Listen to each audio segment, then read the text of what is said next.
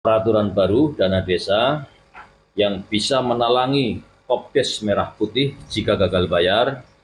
Apakah ini bisa jadi solusi ataukah ini bisa jadi masalah baru? Mari kita bahas.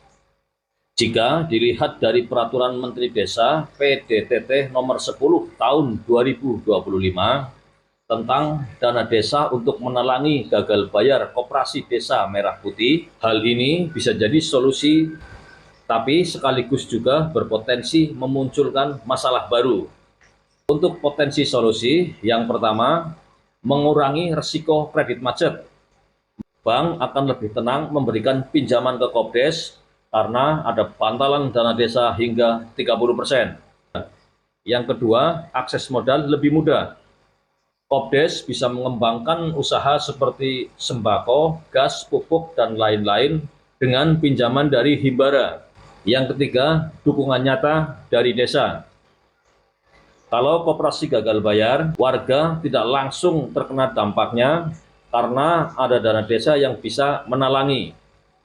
Untuk potensi masalah baru, yang pertama, risiko beban dana desa.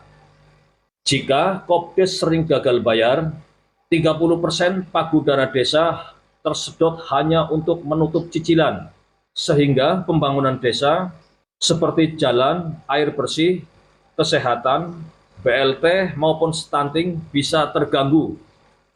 Yang kedua, akuntabilitas dan transparansi. Karena dana desa yang dipakai tidak perlu dikembalikan oleh Kopdes, bisa muncul pertanyaan, apakah uang rakyat hanya dipakai untuk menalangi koperasi yang dikelola oleh segelintir orang? Yang ketiga, potensi ketergantungan. Kopdes bisa saja kurang hati-hati dalam mengelola pinjaman, karena tahu ada bantalan dana desa yang menutup otomatis ketika gagal bayar. Yang keempat, potensi konflik di desa. Warga bisa protes jika pembangunan desa terbengkalai karena dana habis untuk menutup utang Kopdes, apalagi kalau pengelolaan Kopdes tidak transparan, bisa timbul ketidakpercayaan kepada pemerintahan desa. Yang kelima, pengawasan lemah.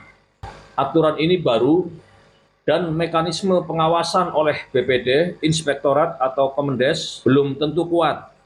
Ini sangat rentan dengan risiko penyalahgunaan.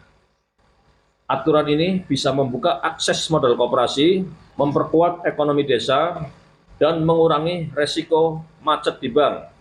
Tapi aturan ini juga berpotensi menggerus anggaran pembangunan, memicu konflik